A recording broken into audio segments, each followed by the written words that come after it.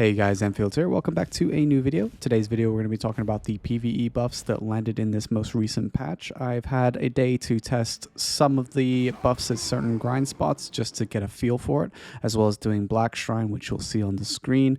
And yeah, so let's talk about what I feel about it, how I feel in general going forward, what to expect from the future Tier 3 add-on change that Korea got this patch and we'll get next week. So we'll talk about all this stuff. So essentially I logged in today. I wanted to test a few different grind spots. The first thing I did was test Ash Forest, which felt pretty good. Damage output felt really high, which is what I expected given the numbers. So that was really nice. Then I went to Sakraya, and I think I went to Sakraya for a number of reasons. One, because I actually know what trash I was getting in Sakraya before, so I had a good measure there where I didn't at Ash Forest because it's been changed so many times since I last grinded Ash Forest.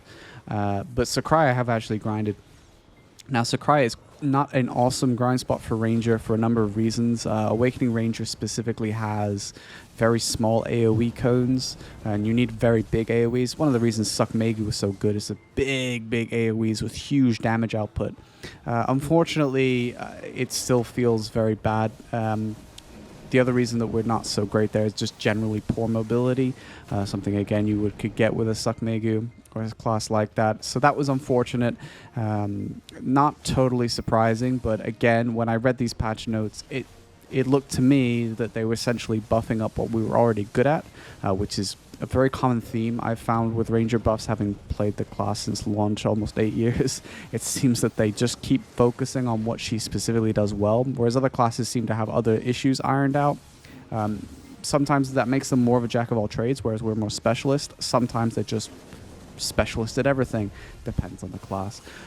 So yeah, it didn't feel great going to Sakraya, to be honest with you. So yeah, we would definitely need some changes there, and that comes down to the major issue I think we have with the patch, with Ranger specifically, is that had these buffs been specifically just Ranger and no other classes, it would have felt really nice.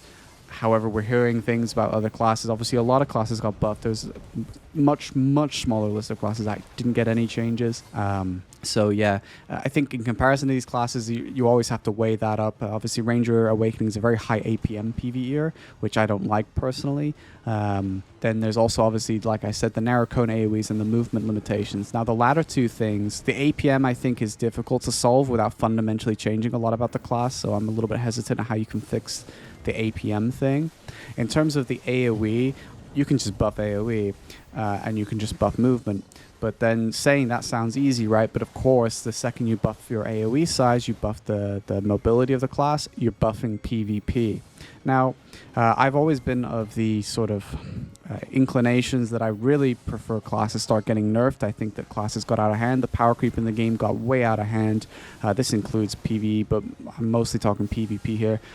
So in general, I would have preferred that, but it seems that that's not the way they want to go. Obviously, the evidence of that is, again, we got another patch where it's like, oh, these classes were really strong. There's about 5 classes overperforming. Let's buff everybody else, which is obviously going to result, as we'll soon find out, in classes that are like the new super S tier classes, and everybody be like, why am I not like those classes? So obviously, yeah, I don't like that. I think it's a vicious cycle, but of course we have the general concept here where people just don't care. I see people playing Photon classes constantly asking for buffs.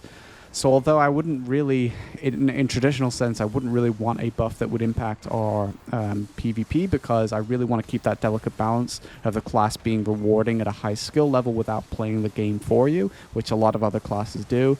At this point, especially with what they've done to PvP in recent patches, I'm just like, okay, yeah, sure, why not? Buffer AoE, buffer mobility, we need it in PvE. There's no doubt about that. The impact of the PvP at this point, I just don't care.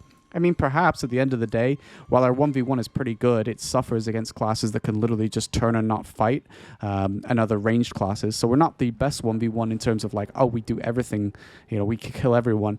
There are classes that do quite well against the Awakening Ranger 1v1, as good as she is at 1v1. So at this point, yeah, perhaps the increased mobility and increased AoE would really be super helpful for helping Ranger where she's not so good, Awakening Ranger, which is skirmishing and things like that, where she doesn't compete with classes like Awakening, Nova, and Hash and things like that. And they're talking about buffing Sork mobility. I mean, at this point, Do it, PA. If they're talking about these mechanical changes that they want to implement, yeah. Well, let's do it. Let's roll with it, man. Give us mechanical changes that improve the class's kit. Because at this point, you got to ask for it because everybody else is, I suppose. But ultimately, just moving on to what else I tested, I tried to do some Cyclops. Unfortunately, I still have evasion gear. Now, Prolibus has addressed that evasion is terrible in PvE in Ulakita and Dekia, which are endgame grind spots, and they are going to do something about it, but they haven't yet. So I did try it. Unfortunately, I did die halfway through the grind, but before that, it felt quite good. Cyclops was pretty fun. I don't think it's better money than Thornwood or anything like that, and we'll get to that in a second. But yeah, I thought that was kind of okay. I also did some Jade, which had a noticeable increase in trash loot. That's excellent. Now, some of you may have already seen some stuff about Gyfin.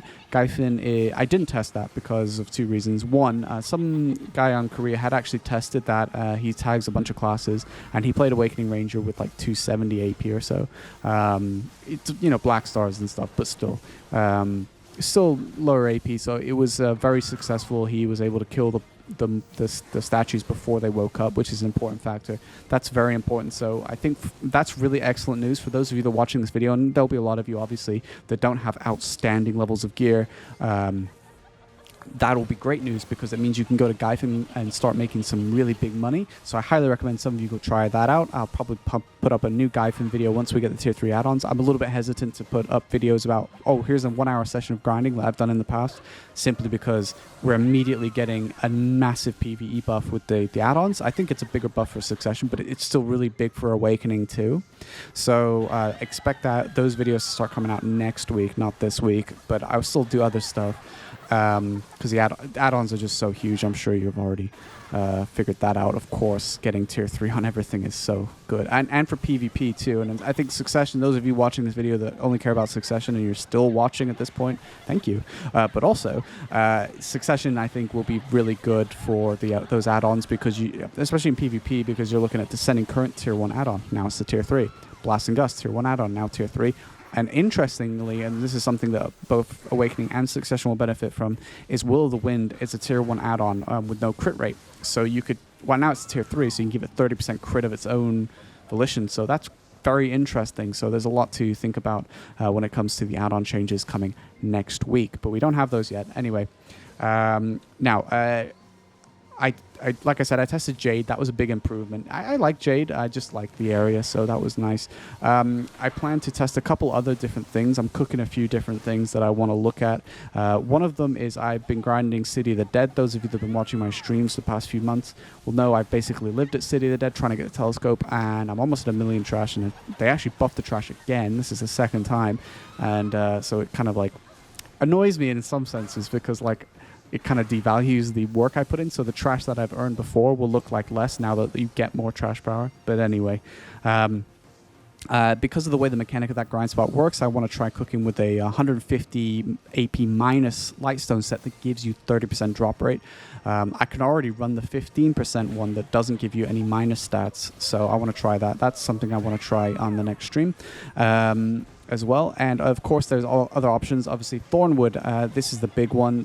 Thornwood is one of the most popular grind spots in the game now. Ominous, at least on EU, are coming down in price, which does affect the revenue specifically from Thornwood, but I want to try it, and it's going to be a little bit sketchy because, again, I have evasion and they don't miss. You could run 1400 evasion, very, very, very high evasion, where you have to minus a lot of your AP to get that, and they wouldn't miss you.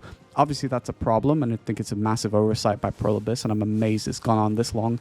But I have been trying to work on DR as well, and that's for other reasons as well, because I want to have DR swaps for PvE, but also for Succession, just obviously because it makes sense to have DR for Succession.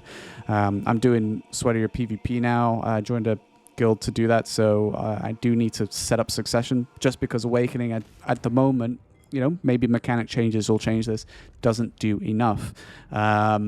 So yeah, as for Thornwood though, in terms of Ranger's performance, don't know. We're going to test it. I have a theory that it's not going to be terrible, but I don't think it's going to be like outstanding. I just don't think it'll be our best spot. if you want my overall view right now, I'm still of the angle that I'd like to tag something. I've been playing with Awakening Wusa for a while. She didn't get any PvE buffs, incredibly. I mean, I played her because I thought she was fun and easy. I didn't think she was super powerful, not like Succession Wusa, but hey-ho, she didn't get any buffs. Awakening Guardian looks super tasty for Thornwood. Very easy on the hands, which is very important for a boomer such as myself. So, yeah, that's what I'm looking at. But a final point that I just want to bring up before I leave you is that Black Shrine, as you've been seeing on the screen, really huge improvement for Awakening Ranger. She was already very good at Black Shrine. This is the exact type of PvE where Ranger thrives. You've got a single target that you can just dump as much damage into. You don't have to worry about AoE sizes because you're hitting one mob.